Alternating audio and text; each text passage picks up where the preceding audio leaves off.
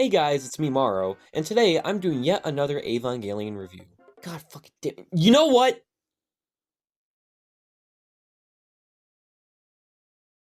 There. Anyways, today I'm doing yet another Evangelion figure review, but this time things are gonna be a bit different. So, basically, I'm not gonna review just one Hey Maro, Huh? yeah, over here. What do you want? Can you do a mommy voice for us? The fuck? Why would I do that? 'Cause you know you're a succubus.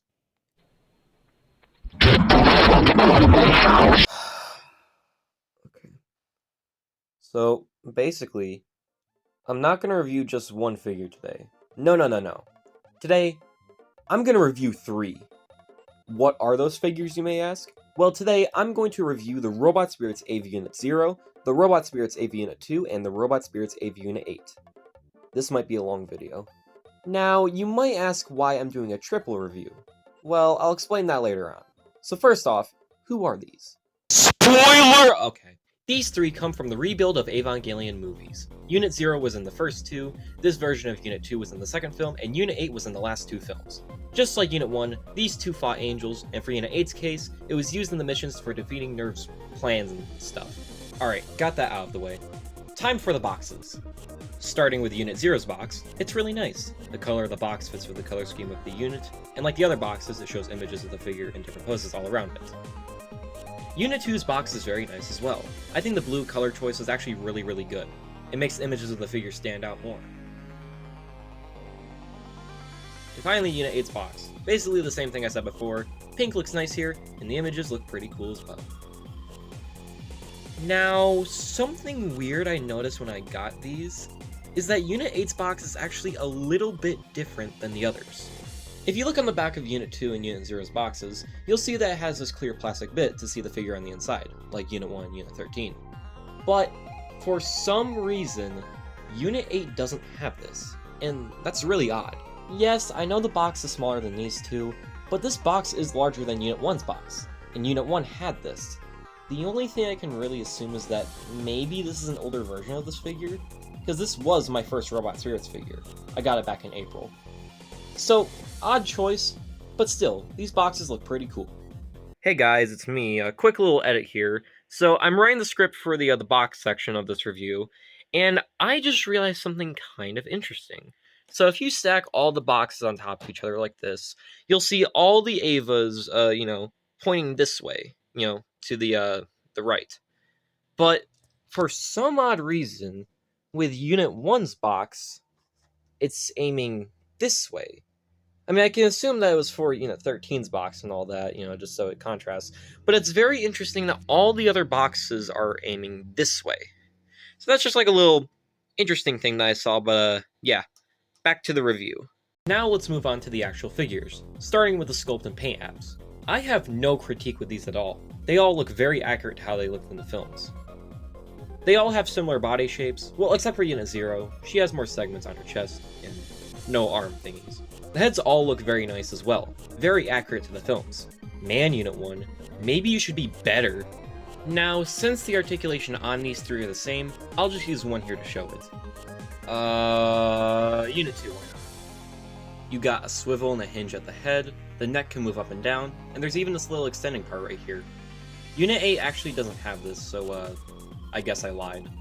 A ball joint at the shoulder, a ball joint at the shoulder panels, the arm can move up, a bend and swivel at the arm, and a bend and swivel at the hand. 3 ball joints at the chest, so you can get an arcing back and a crunch, a ball joint at the leg, which can also extend, a double bend at the knee, a bend at the foot, a ball joint at this foot guard thingy, a damn good pivot, and finally, a toe bend. So the articulation on these 3 are really good. You can get lots of dynamic poses with them, have them fight each other, or even do some cool shit with their included accessories. So now it's time to move on to the accessories, and now we extend the runtime of this video by a lot. Yes, each figure has their own unique accessories, so let's start with Unit 0 first. Unit 0 comes with 5 extra pairs of hands. Besides these normal hands, you got fists, spread hands, clawing hands, chopping hands, and hands for holding some of its weapons. Shit. Unit 0 comes with a pallet rifle, which is the same sculpt and paint as Unit 1, same with a progressive knife. But now we come to this bad boy. Unit 0 comes with this big-ass Gatling gun, which can spin, so that's pretty fun. Also, thankfully, it doesn't weigh down the figure. It's pretty easy to balance. Unit 0 also comes with these extra arm pieces. Basically, it replicates when Unit 0 didn't have the shoulder panels. You have to remove these arm pieces, but honestly, it's just easier if you remove the shoulder pieces. It's just... Plus, you got these little details here, so... Yeah. I mean, I know the black is supposed to represent, it's just, it didn't have the...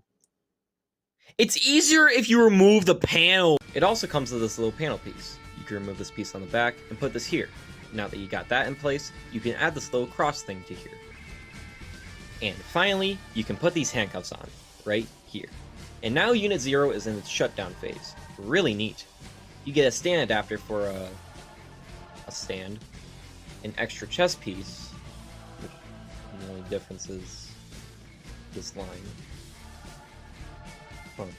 These thigh pieces can be easily replaced with these ones. And finally, you get an umbilical cable, which can be posed with a bendy wire on the inside. Just stick it right here, and there you go. Unit 0's accessories are fucking awesome. She comes with a lot of stuff, which is very nice. It's definitely a bump up from Unit 1, which came with only like 3 things. Now let's move on to Unit 2. Just like Unit 0, she comes with a ton of stuff. Unit 2 comes with a whopping 6 extra pairs of hands. Besides these normal hands, you have these fists, spread hands, clawing hands, chopping hands, and 2 hands for holding her included weapons. Unit 2 comes with these 2 knives, which she can hold pretty easily. This gun is a little different from a pallet rifle. It has this little spike thing, which can move out to become like a bayonet or something. There's this crossbow, which is pretty cool. Again, she can hold it pretty easily. Another umbilical cable, which is the same as the one with Unit 0. You can move it around and stick it on the back. And finally, you get these pieces for the jetpack, when she fought the 7th Angel. Remove these arm pieces and replace them with this, and same for the actual jetpack. That looks pretty fucking cool. Oh yeah, you get yet another stand adapter. The accessories here are very nice. It's cool that we don't have a lot of copy accessories from Unit 0 to here. We got unique ones, which is, again, very nice. And finally, we come to Unit 8. She comes with 2 extra pairs of hands. Besides these normal ones, you got these spread hands and fists. Unit 8 comes with an alternate head, which is her Berserk mode head. Just pop the head off and replace it with this one. Very, very nice. The head is nicely painted just like the original. Unit 8 comes with 2 extra arms with these detailed red things on them. I actually forgot when they appeared on the rebuilds. It's been a while since I watched them, so I'll have to check again. Just pop off the arms and replace them with these. They have the same articulation, but with some piping now.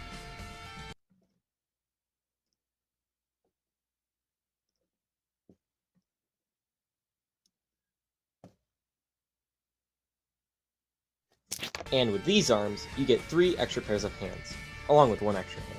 Besides the normal ones, you got these spread hands, fists, chopping hands. For some reason, this one's just pale skin. Again, I'll have to check where it appeared in the rebuilds. And finally, a grabbing hand, for holding this whip. It's on a bendy wire, so you can post it however you want. One final accessory you get is this. These rings are actually halos. Unit 8 obtains them in the last film from the 4 atoms in order to enter the anti-universe. You put these together to lock the rings in place, and put it here on the back. That is pretty cool. Unit 8's accessories are again, very nice. The extra arms are nice, and the rings are a great inclusion. I think it would have been nice if she came with another weapon like the sniper rifle, because she had that in the 3rd film. I'm not saying the whip is a bad one, but a gun would be nice. We are now done with all the accessories. Jesus Christ, that took a while. But hey, the accessories are very good, and I'm glad they all came with quite a lot of them. Now it's time to stand them all up because it's time for some size comparisons. Here they are next to the SH Monsterets Godzilla Ultima, the Neander's Nendroid, High Grade Avianet 0, High Grade Avianet 2, Robot Spirits Avianet 13, and the Robot Spirits Avianet 1. Now it's time to go over the price, but here's the thing. I actually got all of these as gifts. I got Unit 8 for Easter, and I got Unit 0 and Unit 2 for my birthday.